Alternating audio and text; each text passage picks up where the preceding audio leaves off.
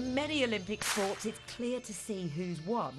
The first to cross the line, the one who jumps the furthest. They may be close, but the results are pretty hard to argue. But some sports can be more subjective, I suppose. Judges watch performances and decide in a split second the scores. And that's one of the areas where this year's Olympics is using AI assistance, as LJ Rich has been finding out.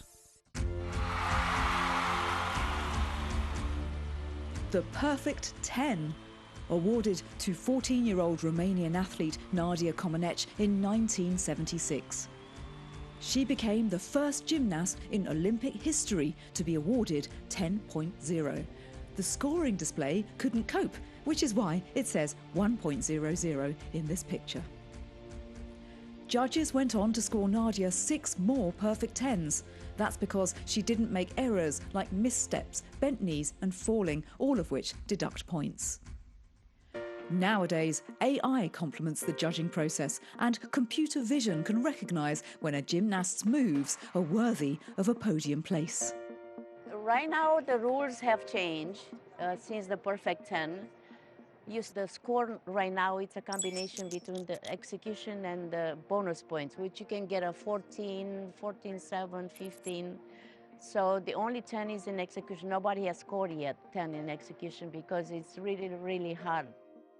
All this data is then gathered, processed, and we can provide dedicated graphics to fans watching these incredible races on TV. The capturing time, the processing time, and then the visualization of this data on screen is taking less than 1/10 of a second. So it has to be extremely fast in order to be able to appreciate the athlete's performance. This year, swimming, diving, tennis and athletics are some of the sports using AI systems to help with judging. Technologies Omega deploy as official timekeeper will capture moments of an athlete's performance that you would not be able to see with your bare naked eye. How has it been introducing this sort of technology to the Olympic community? It's a journey, and it's first and foremost teamwork. So we obviously want to make sure that whatever we introduced has been thoroughly tested, so we'd bring it to local championships, not televised, to a national championship, eventually televised, to a continental championship, a World Cup, World Championship, and then to the Olympics. Visitors to the Games will be able to try out this AI-powered lab. It calculates sporting ability through a series of athletic drills. Time to put it to the test. It's great for talent ID, it's great to develop talent, but it is also fun. And I think people forget that with AI a little bit. Sometimes we can have fun with it, and actually just knowing, hey, you're suited to this sport or 70% match to this sport. We might find out something about you in a sport that you never knew. You've never played it before. And I'll talk you through just a few things as we go around. Okay. And actually, we'll get someone over. You want to do a couple of tests as well? Absolutely. Excellent, good.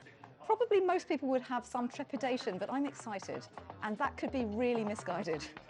I'm really excited. 2, 1, and go! While I'm pushing myself to my physical limits, my movement and agility are analysed. The stats are almost instantaneous, giving human coaches detailed reports on where their budding Olympians need help. 3, 2, 1. Good. Well done. Now you're feeling warm, right? That was actually really good fun. 8 out of 10. Wow, that's cool. So we're finished with, we'll get you sat down now. We're finished with some cognitive, yes? Yes, that's a great Good. idea. All right. Wow. Okay, I have some skills. There are cognitive drills too. These were my favourite. 2 fingers ready only, and then tap the mic Okay. to see them. Yeah, So that's That's it. Tap, tap, tap, go, Oh, go, like go. this? Fast, fast. Okay. That's it. And don't let the That's it. yellow on the red. See a red, tap the whatever. I'm a concert pianist, so I'm probably cheating a bit. Well, there you go. Yeah. That's good data. Yeah, don't let it turn red. Wow. Yeah. Exploded. Okay. That's actually really strenuous. I know it looks like I'm just Surprisingly, isn't it? jabbing at a screen, but it's I go into full focus mode, like more than when I'm playing Tetris. All your data is now coming in real time onto your report. Anything 8, 9, 10 is elite performer. Anything maybe that's a bit more of a 2, maybe not so much, right? So cognitive, really, really high in 2 of the 3, a bit lower in 1 of them. Reaction's really good. Agility was about average and then a bit lower on the jump height. Brilliant. Can't jump, can react. That's a good summary. All good, good. I really wanted to try the tasks again and improve my score, and it's certainly a great way to incentivise training because there's immediate progress reports. Apparently, I should try table tennis.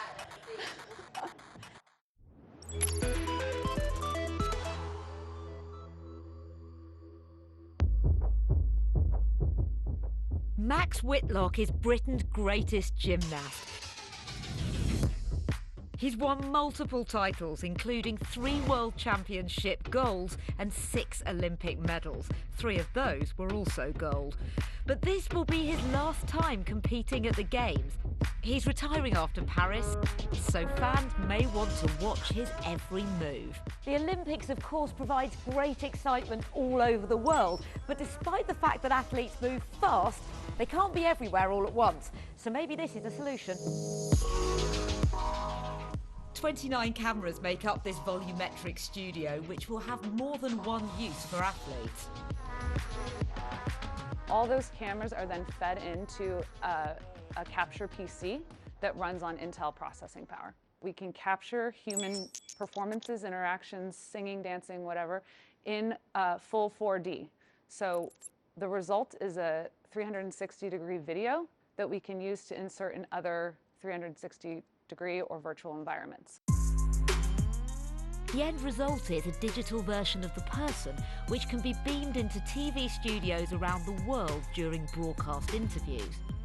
I'm Max Whitlock, Team GB gymnast and 6-time Olympic medalist, and I'm going to do a somersault in this new technology.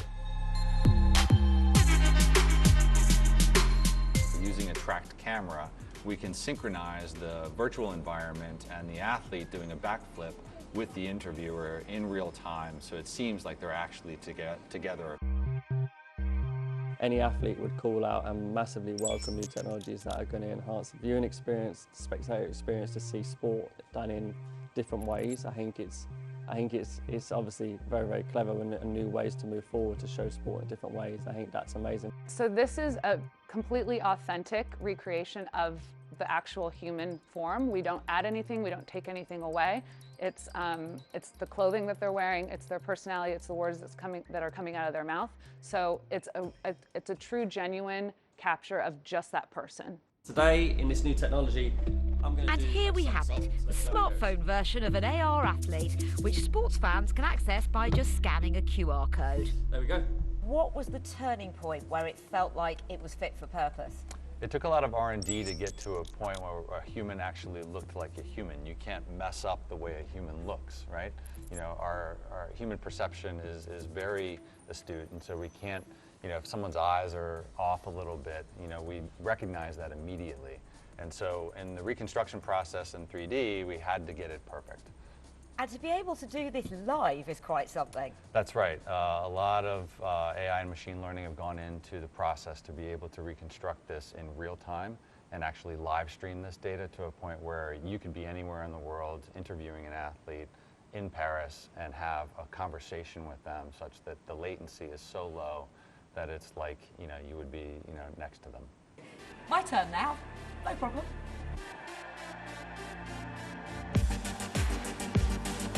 Well, yes, that's me. Somewhat less athletic than Max, but at least the virtual version can keep going. And that's it from us, from Paris. Hope you've enjoyed our tour of the tech of the Olympics. Thanks for watching, and we will see you soon. And there's more.